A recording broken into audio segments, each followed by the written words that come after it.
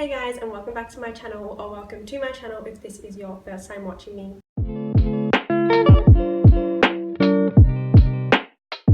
So in today's video I'm going to be attempting to save my precious beloved Rhaphidophora tetrasperma. As some of you know, or if you don't know yet, I purchased this Rhaphidophora tetrasperma from Home Depot a while back and it was doing great. It's been in passive hydroponics for a while now. If you don't know what passive hydroponics is, I have quite a few videos on it, so you can go and check them out if you're interested. And so this guy has been potted up in passive hydroponics and it was really loving life for a while until recently. The past few weeks it's taken a little bit of a turn for the worst, and I've noticed that the leaves from the bottom up have started yellowing. Originally I thought it might have been to do with root rot or something like that, so I took the plant out, checked the roots. It looked okay, they looked healthy for the most part. There was a little bit of rot, but it was nothing to be concerned about. So I potted it back up and I lowered the water level just a little bit because I was a little worried that I had it a little bit too high. So I decided to lower it, and ever since it's been looking a little bit better, but the leaves are still slightly yellowing. So I've decided that I'm actually going to pot it up into Lechuza PON and try it out that way for a while. I actually recently converted my Monstera Adansonii from passive hydroponics to Lechuza PON because it was just not doing the greatest in passive hydroponics, and I was just kind of struggling with the plant and I wanted to try out something different. And I did have some Lechuza PON from like a previous experiment I tried with string of hearts, and so I thought I'd try it out. And ever since, my Monstera Adansonii has been growing like crazy, and I actually gave it a bit of a trim a while back and there's been a bunch of new shoots coming out. So in saying that, that is why I'm choosing to put this Rhaphidophora tetrasperma in Lechuza PON in an attempt to save it. Sorry if that was a lot of talking, by the way. I just needed to explain that and get that out of the way. Now we can actually get on to the video. So with this guy, it's currently on a moss pole and there's two parts of the plant in here. So I'm thinking I might possibly take off the moss pole and just pot it up without the moss pole for a while, but I also might change my mind halfway through. But I'm going to start off by taking off all the little straps that are holding the plant onto the pole.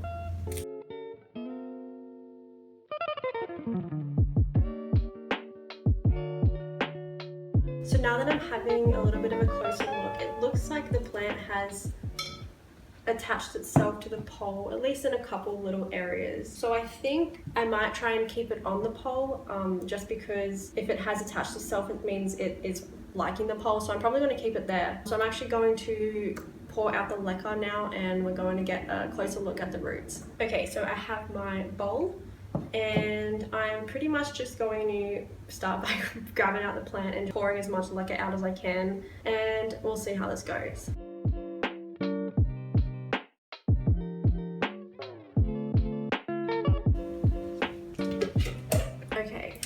So only one side of the plant is attached.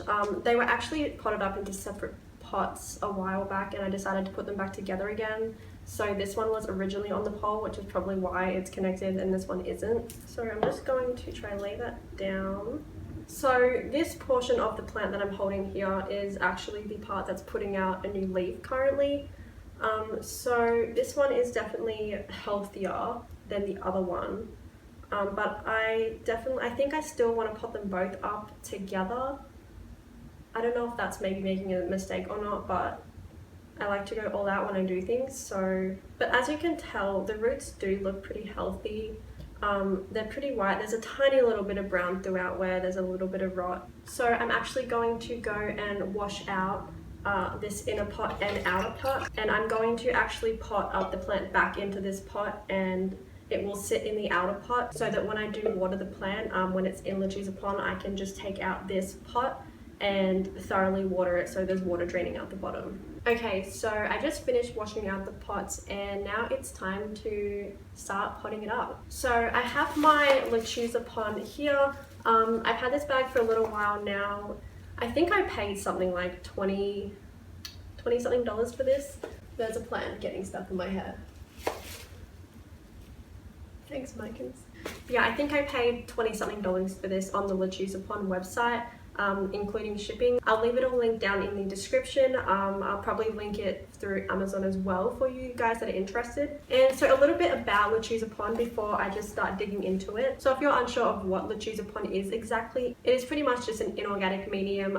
It's pretty much just little like rock type things or little tiny like stone type things, and you can pretty much plant any plant in it. It's very similar to soil, whereas passive hydroponics is very different. So converting a plant over from soil to Lechuza PON is a lot easier than going into passive hydroponics, and that's mainly because you don't need to fully clean the roots of soil. You can actually leave a little bit of soil on the roots. Another great thing about Lechuza PON is it's actually coated with a fertilizer which lasts up to 6 months, so you don't need to use like fertilizer or nutrients on your plants for the first 6 months of using Lechuza PON, but afterwards you can just water them like normal as you would with soil, and just add your fertilizer or nutrients or whatever you use. And another plus is you don't really need to worry about fungus gnats, because they only really nest in soil. So like passive hydroponics, it's another medium that helps get rid of certain pests. Okay, so I'm going to actually start potting up the plant now. Okay, so just like I would with soil or leca, I'm going to fill up about 1/3 of the bottom of the pot with Lechuza PON. But before I do that, because I'm using a moss pole, I'm actually going to stick in the plant in the moss pole so that the moss pole is touching the very bottom of the pot, if that makes sense. I don't want the roots touching the bottom of the pot. They will be about 1/3 above the bottom. Okay, so I'm going to lift up the roots, just stick the plant in there. Then I'm going to grab my little scooper and I'm just going to scoop in up to 1/3.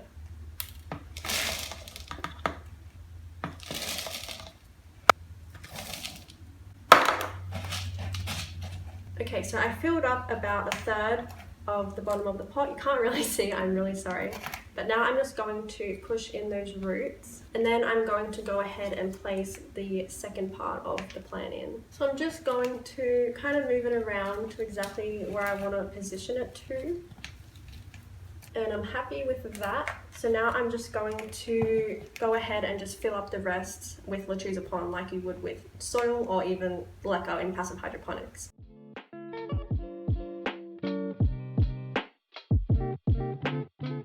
So as usual, I'm going to give the pot just a little bit of a tap so the medium will all fall into place around the roots and hug it nice and tightly.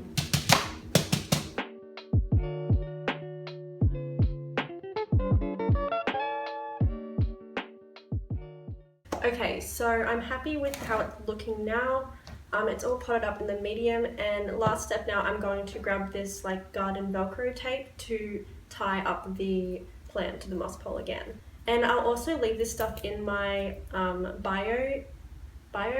leave this in my description if you are interested in purchasing. I think it's like $5 or $6 or something. And it's really good. I purchased it the other day and I don't know why I didn't have it sooner. It's the best thing to be able to attach your plants to your moss poles.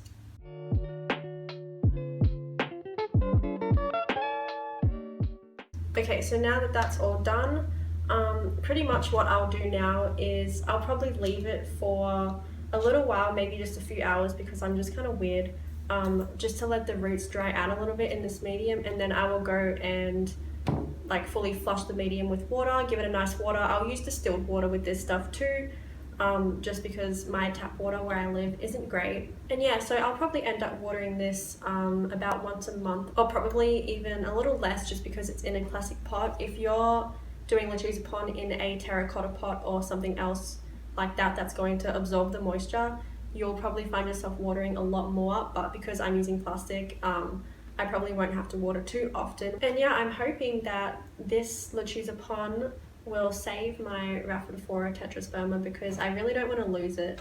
I don't know why it's been yellowing. I wish I knew, but I'm hoping this works. And if you have any tips for me, or you know why my plant is yellowing, please let me know. And yeah, if you have any questions about Lechuza PON, because there's a lot I didn't touch on throughout this video, so if you have any questions, let me know. I might even do another video about it in the future. like answering questions about it. So yeah, all links will be down in the description as always, and you can check out my Instagram. It's at Katie's Jungle. I should probably put my plant back in the pot so that it looks cute. So yeah, I hope you guys enjoyed this video and maybe learned a thing or two about Lechuza PON. And maybe you might even try it out yourself one day. Be sure to leave a like if you enjoyed this video, and also subscribe to my channel if you haven't already. And I hope you guys are all having a lovely day, and I'll see you in my next video. Bye guys.